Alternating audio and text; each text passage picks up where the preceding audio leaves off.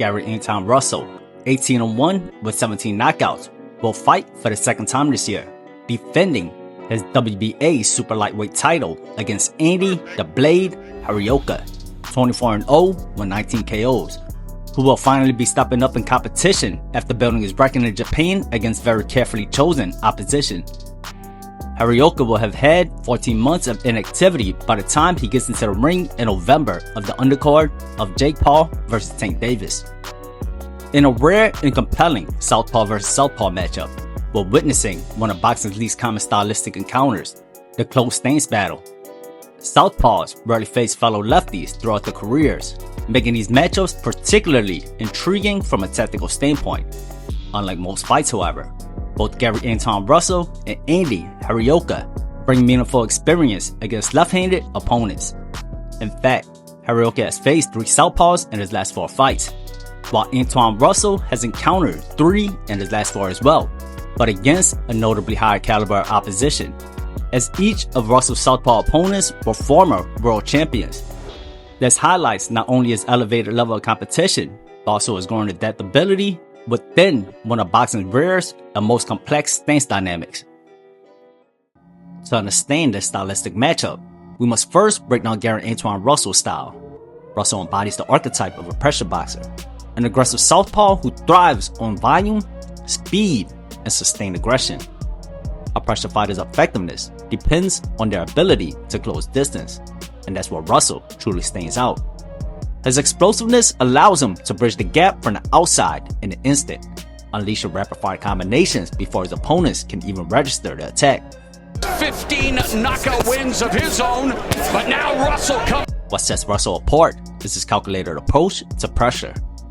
Rather than recklessly charging forward, he uses his jab as both a measuring tool and a guide, dictating the flow of each exchange. By probing with his lead hand, he reads his opponent's reactions, identifies openings, so then commit with precision. Out from Russell early on at speed. Tasted. Barthélemy is a good body puncher as well. Close to 40% of the punch. Russell's speed and explosiveness allows him to lead with more than just his jab, breaking the conventional rhythm of striking. This unpredictability keeps opponents guessing, as he initiates exchanges with a variety of punches that disrupt standard defensive expectations. A good moment with this is Russell landing a good left hand early and a right hook. His shorter stature, combined with quick, agile footwork, enables him to slip underneath his opponent's reach and work his way onto the inside. By ducking and weaving past the line of fire, particularly avoiding uppercuts, Russell can close the gap and position himself in tight quarters. Once inside, his compact frame becomes an advantage, letting him generate exceptional leverage and unload powerful combinations in close range.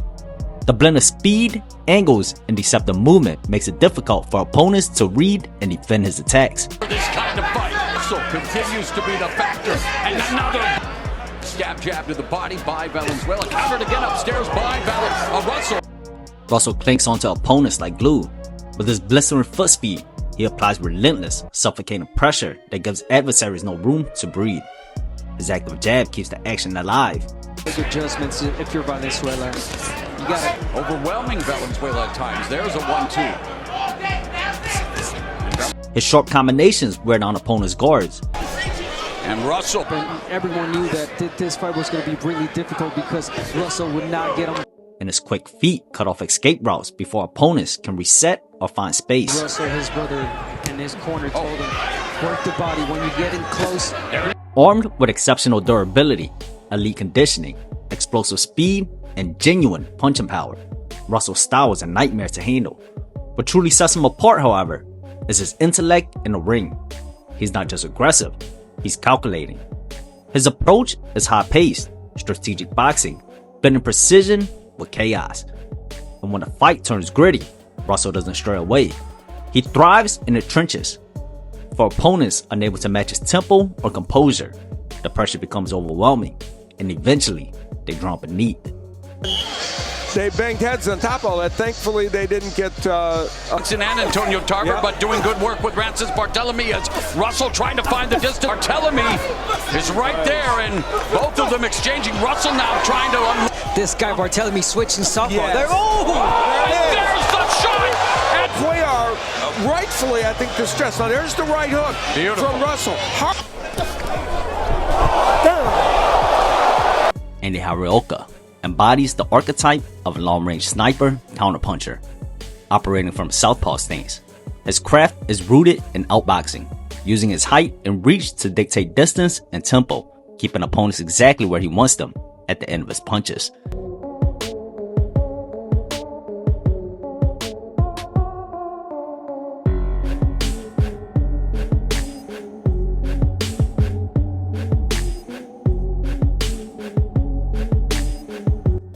For an outboxer, range control is everything, and Hiraoka excels at it. He keeps his opponents at the end of his jab, setting a deliberate pace that suits his rhythm. 기회가 왔을 때 경기를 끝내버리는 그간 히라오카 앤디 선수의 경기였습니다. 정말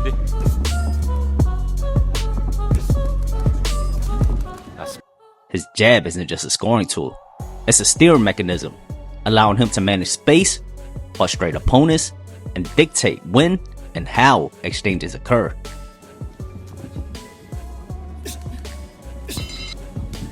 그리고 이제 다음 그 KO가 순간적으로 들어가는 움직임 좋았습니다. 바로서 자, 주고 받았거든요. 예, 이어졌습니다.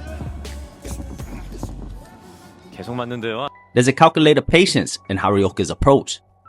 He probes and postures without overcommitting, forcing opponents to make the first mistake. When it fails to solve his jab, he follows up with his power, capitalizing on the hesitation.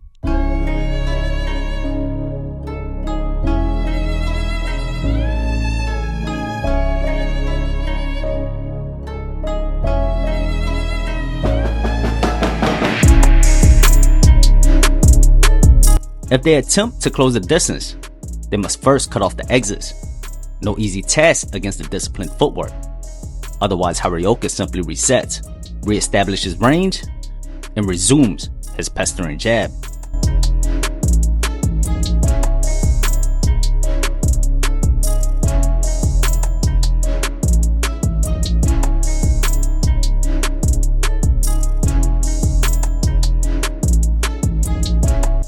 What truly defines Hiraoka is his ability to agitate opponents into overextending. Once they bite on his feints or grow impatient under his control, he punishes them with back foot counters.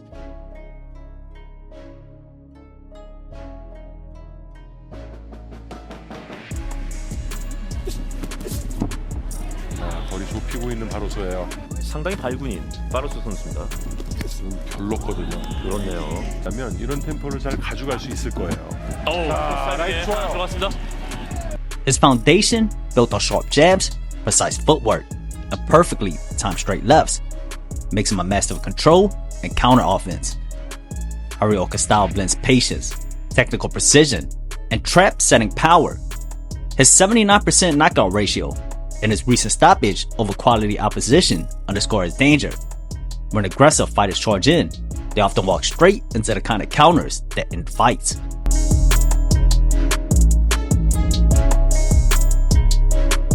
계속 컨트롤하고 있는 히라오카 앤디예요.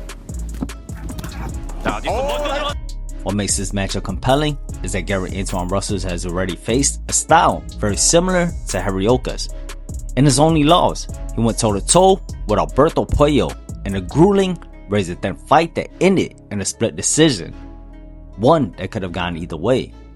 This upcoming bout presents a fascinating stylistic matchup, the Outside Counterpuncher versus the quick-footed pressure fighter. A matchup like this ultimately comes down to a few key battles. The first is the distance battle, the longer man trying to maintain range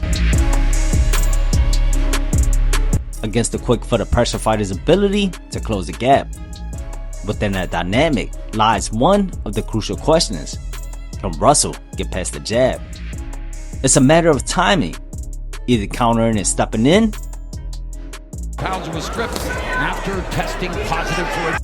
or waiting for the jab to retract before closing in. Yes, big underdog, but he's here. What sets Gary apart is his ability to remain defensively aware even as he presses forward. There's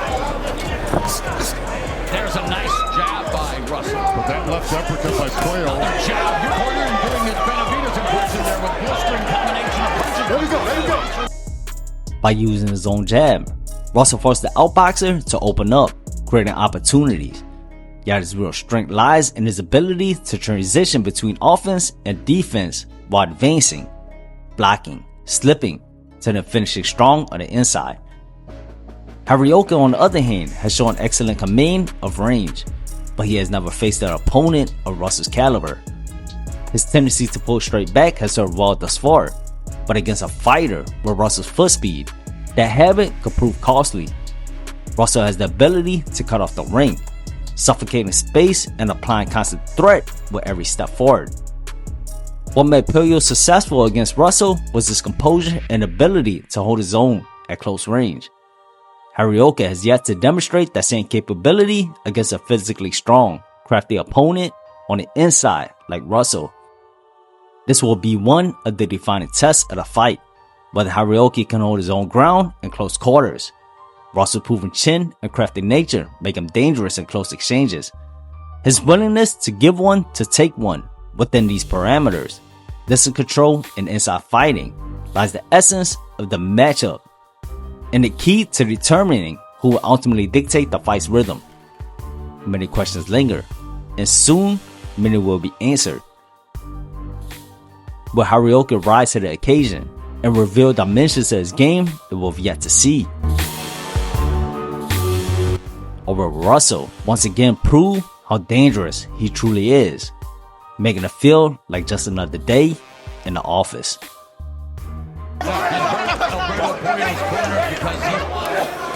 There's a body shot by Russell. Russell trying to keep Pollo